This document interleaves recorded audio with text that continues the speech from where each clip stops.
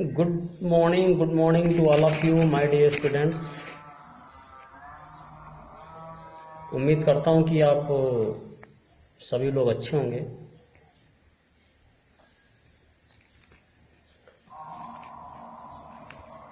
आज हम लोग आइंस्टीन के प्रकाश वैद्युत समीकरण पर चर्चा करेंगे। 1905 में आइंस्टीन ने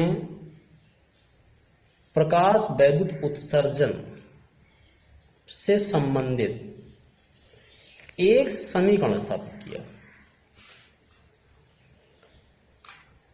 जिसने प्रकाश वैद्युत उत्सर्जन को उसकी कसौटी में रखकर दिखाया।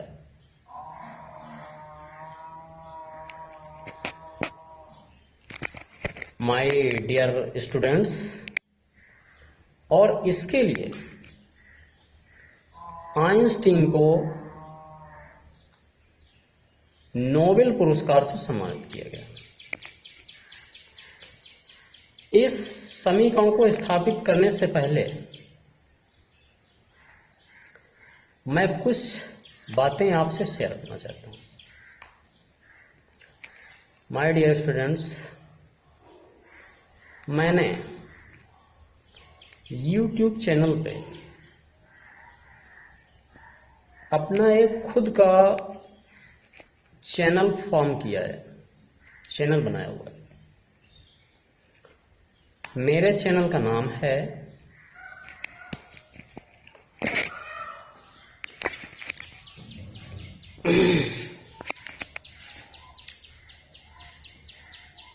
कॉन्सेप्चुअल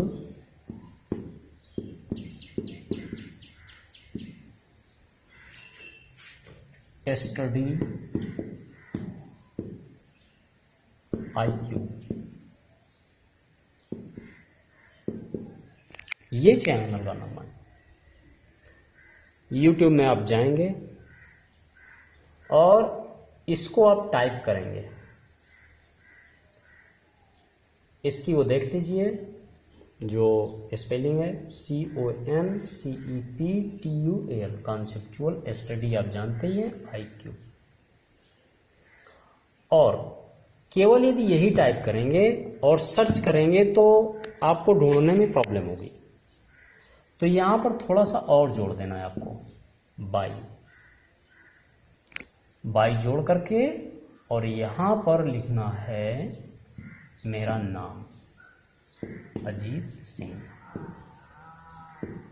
ऐसा जैसे ही आप डालेंगे तो सबसे टॉप पे नहीं आएगा, लेकिन जैसे ही आप उसको थोड़ा सा बढ़ाएंगे, आप आगे आप बढ़ाएंगे तो वैसे ही एक गोला बना हुआ और वो नीला गोला होगा, और उस नीले गोले में मेरा नाम लिखा होगा, और यहाँ पर इंग्लिश में लिखा होगा लाल से सब्सक्राइब। ये इंग्लिश में लिखा होगा ऐसे like this. My dear students, आप मेरे चैनल को क्लिक करें, और जब क्लिक करेंगे तो उसके जब अंदर जाएंगे तो एक प्लेलिस्ट मिलेगी। प्लेलिस्ट के अलावा सब्सक्राइब लाल से लिखा हुआ मिलेगा।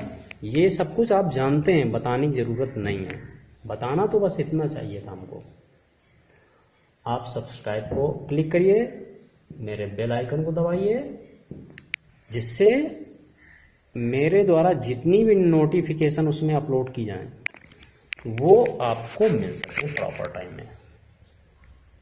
और यही नहीं, यहाँ पर सभी first year, inter, first paper, second paper, सभी के लिए यहाँ पर मैंने कोर्सेस को अपलोड किया हुआ है। वहाँ पर आप जा करके माय डियर स्टूडेंट्स, आप इसको क्लिक करके और जो भी चाहें उसे आप देख सकते हैं। माय डियर स्टूडेंट्स, उम्मीद करता हूं कि आप ऐसा करेंगे। अब आगे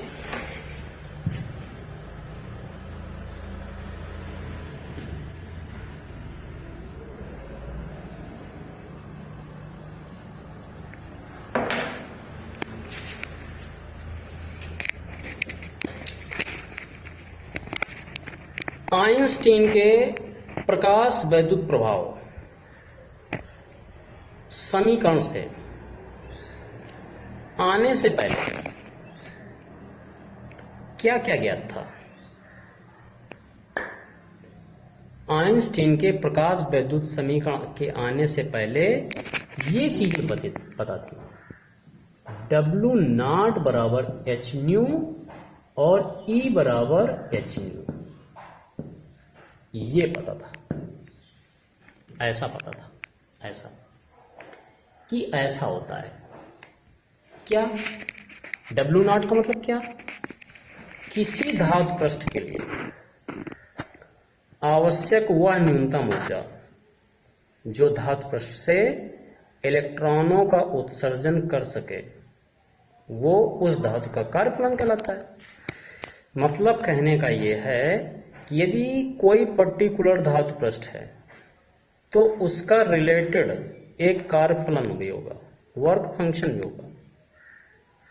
मतलब उस वर्क फंक्शन से उसकी जो एनर्जी है, यदि उससे एनर्जी कम दी जाएगी तो धातु पृष्ठ से इलेक्ट्रॉन उत्सर्जित नहीं हो सकते। ओके। अब इससे पहले मैक्सवेल ने एक अपना सिद्धांत दे रखा है। क्या? कि वैद्युत ऊर्जा का उत्सर्जन या विकिरण का उत्सर्जन, ऊष्मा का उत्सर्जन या प्रकाश, ये सभी सतत रूप से न होकर के ऊर्जा के छोटे छोटे बंडलों एवं पैकेटों के रूप में होता है, जिन्हें हम क्वांटा कहते हैं। प्रत्येक क्वांटा अथवा फोटॉन से संबंधित एक ऊर्जा होती है, जिसे हम क्या कहते हैं? जिसे हम कहते हैं एच न्यू कहते हैं। इस एच न्यू का मान एच न्यू हो सकता है, 2H न्यू हो सकता है, 3H न्यू हो सकता है, 4H न्यू हो सकता है, 5H न्यू डॉट डॉट से एक्सेट्रा, इन पदों में हो सकता है। इनके बीच में नहीं। मतलब ये नहीं कि 1.2H न्यू कर दे, 1.3H न्यू कर दे, 1.5H न्यू कर दे, ऐसा नहीं। मतलब ऊर्जा किस रूप में होती है? इस रूप में, H new, 2H new, 3H new dot dot dot dot, ऐसे लाइक दिस, जहां पर ये ऊर्जा है, ऐसा। अब पहले इतना कुछ ज्ञात था, ये ज्ञात था, लेकिन धातु पृष्ठ पर जैसे एचनी ऊर्जा का फोटॉन गिरता है, बिना किसी टाइम लैग के, और टाइम लैग होता है, टाइम लैग ये तो होता भी है तो बहुत कम होता है, बिना किसी टाइम लैग के तत्काल इससे इलेक्ट्रॉनों का उत्सर्जन होने लगता है। हाँ, बशर्ते ऊर्जा इससे कम ना होना चाहिए, इससे कम ना होना चाहिए। ये सब कुछ तो ठीक था, लेकिन भैया ये होता कैसे है? कैसे ये सब हो जाता है? और क्या रीजन है कि मतलब ये बिना किसी टाइम लैग के जो है ऊर्जा जो है, जो इलेक्ट्रॉन है उससे इंजेक्ट होने लगते हैं, धातु पृष्ठ से इंजेक्ट होने लगते हैं बाहर की ओर? क्या ऐसा रीजन? तो उसके लिए आइंस्टीन ने ये समीकरण दिया। क्या? आइंस्टीन ने बताया कि जब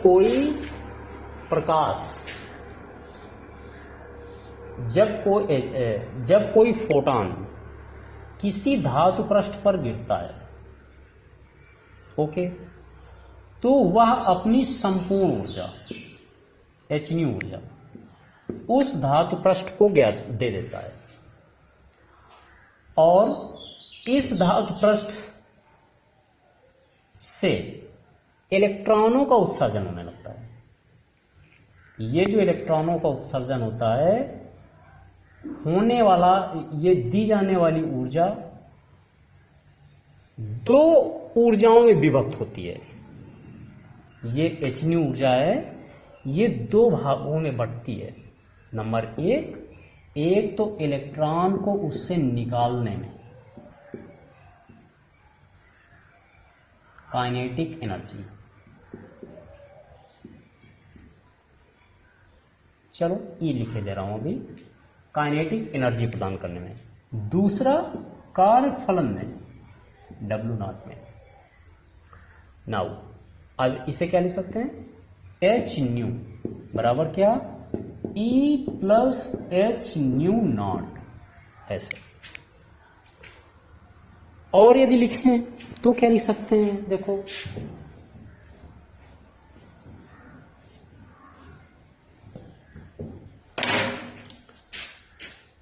h न्यू माइनस, चलो इसको इधर लाता हूं, माइनस करता हूं, इसको इस प्रकार से लिख सकते हैं, E बराबर h new minus h nu not, ऐसे ऐसे लिख सकता हूं। What is this, this is the kinetic energy of electron and it can be write in this form, half mv square is equal to h nu minus h nu naught.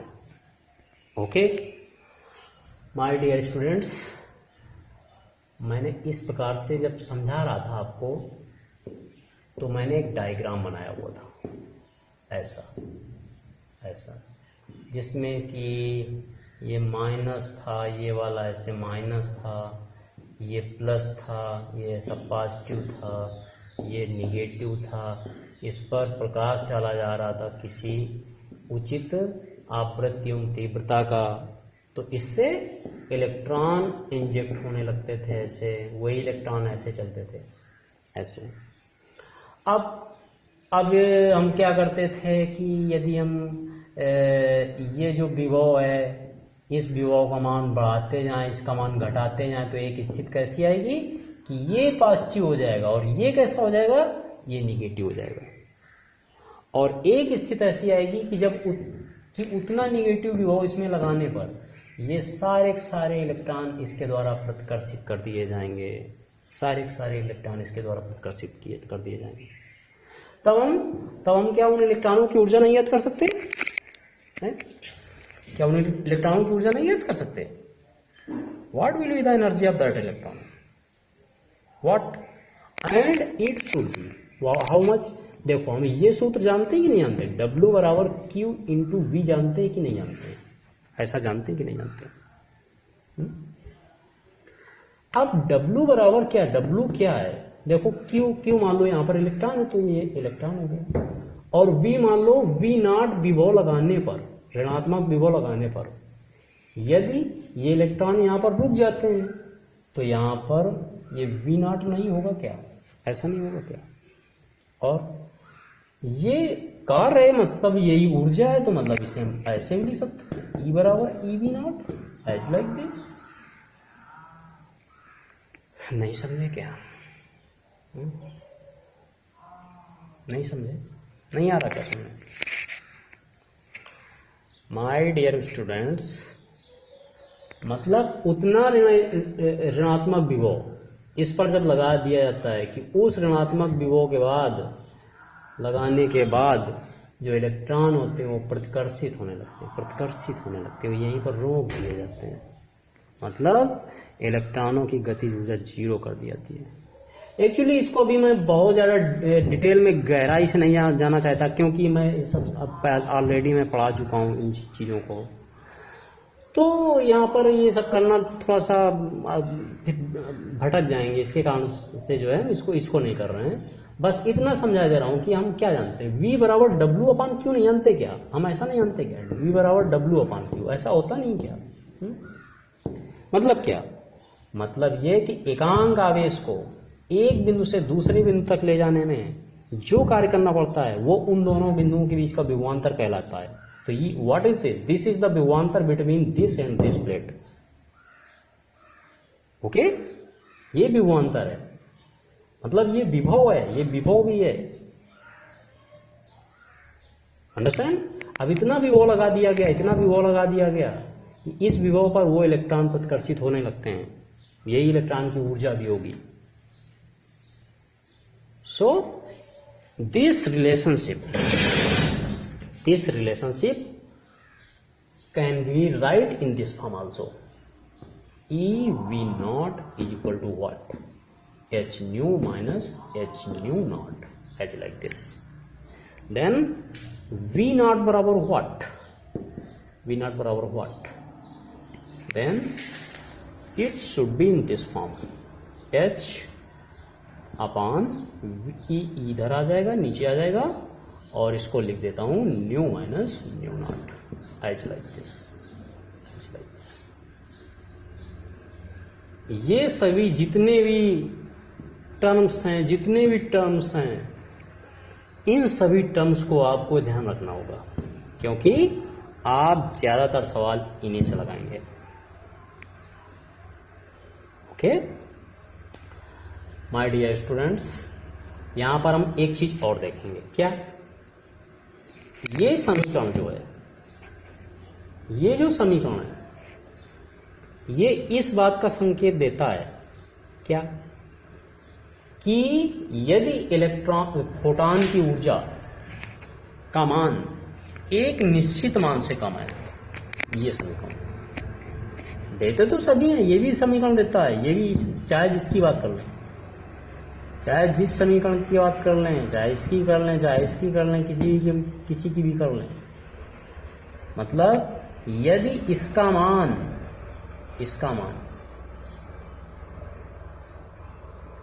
यदि एक निश्चित मान से, दिस इज फिक्स्ड, ये तो कार्यफलन है, ये तो फिक्स्ड हो गया। अब ये जो पढ़ने वाले फोटॉनों की जो ऊर्जा है, दिस इज द एनर्जी, ये जो एनर्जी के इलेक्ट्रॉन उसमें इंसिडेंट हो रहे हैं, पढ़ रहे हैं, यदि इनकी ऊर्जा इस ऊर्जा से कम है, इससे कम है, तो क्या होगा भाई? ये मान इससे कम होगा, तो क्या ये ऋणात्मक नहीं आएगा? क्या बोलो? यदि ये मान h न्यू नॉट के मान से कम होगा, तो क्या ये ऋणात्मक नहीं आएगा? क्या बोलो? ऐसा नहीं होगा क्या? देखो जरा,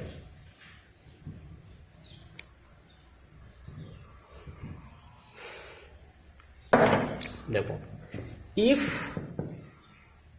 h nu is less than h nu not, यदि ये मान इससे कम है, देन व्हाट विल हैपन? तो इस mv, ये half mv square will be in which sign?